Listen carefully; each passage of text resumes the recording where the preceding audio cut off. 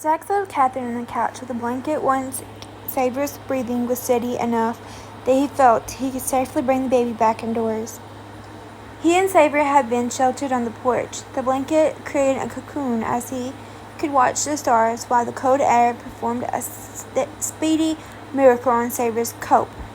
It was one of those incredible nights where the air was soft and cool. Not the typical knifing cold that sunk its teeth into your neck as soon as you dared expose any. Holding the small, warm infant against his chest, it felt right, even with the cold nipping, glittering at Zach's exposed legs. Snuggling Catherine into their cocoon had felt right, too. She belonged in his arms, and together the three of them made a family. And when the two of them had begun first humming the Dean Martin song, then outright singing "I've Got to Be Me" to Savior, he felt as though his heart was going to burst. Now that Savior was settled in his swing, still breathing comfortably, Catherine, who had been wound tight with worry, was now sliding down the spiritual into exhaustion. Zach adjusted the blanket, ensuring it was covering his feet, just as she sat up, taking in the sleeping Savior. What if his chin drops while he's sleeping and he can't breathe? The boy was no longer a newborn, but a 3-month-old who was strong enough to move his head around as needed. But Zach understood Catherine's worry, how the cold scare had taken her for a ride. Sleeping sitting up will help keep his chest clear, he said, knowing she already knew all this, but needed to hear it again, needed the reassurance. He'll be more comfortable, and the swing is designed to keep sleeping babies safe. Catherine eased back into the cushions again, borrowing into her plumpness. But moments later, she was swinging her legs over the side of the couch. "I don't think I should sleep," she said.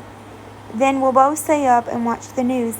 He picked up the remote and turned on the TV, then muted the news station.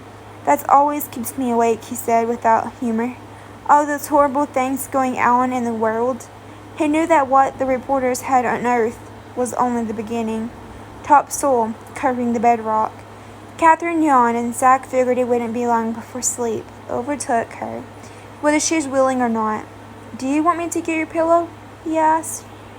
"I'm fine. You sure? I'll stay up if you want to catch up on your sleep." "Okay now. I've got this." "Are you certain?" Catherine asked. She was sinking back into the cushions again. "I'm sure." She gave a small smile and yawned again. "Okay. Unless," he said, mischievously, "you'd prefer that I take you into your bed. I could put the swing in there, and we could spoon while watching Xavier sleep." Her smile widened despite her attempts to grin in. "Well, that sounds tempting." Zach had moved to sit in the armchair and glared up to see if she'd fallen asleep mid-sentence. Her attention was on the news, her jaw slack, a deep crease between her brows. He slowly turned to face the television, afraid of what he might see, what kind of memories it might trigger. It was just the same old type of story he always shut off. This one about the Davies gang or over in Britain. He was tired of swallowing how agents came into a situation, did the work, then left, sometimes causing an aftermath that harmed innocent civilians. In this situation, the rumor from Logan was that their acquaintance, Whitman, and MI6 agent, had infiltrated the outer ring of the family gang and been responsible for one of the biggest and fastest convictions of organized crime in the history of the UK. Good on him. Unfortunately, a few days after the convictions, their estranged daughter had gone missing, days after her rumored boyfriend died in a suspicious-sounding car crash. Her death was assumed a casualty in the name of the greater good, but Zach couldn't swallow it any longer. He'd seen the photo of her. She'd been a lean, dark-haired, good-looking woman, sporting sunglasses, a floppy sun hat, and a giant smile. She was like Catherine, so much potential, so much life in that smile. But while he'd been powerless to help the Davies daughter, he wasn't powerless to help Catherine.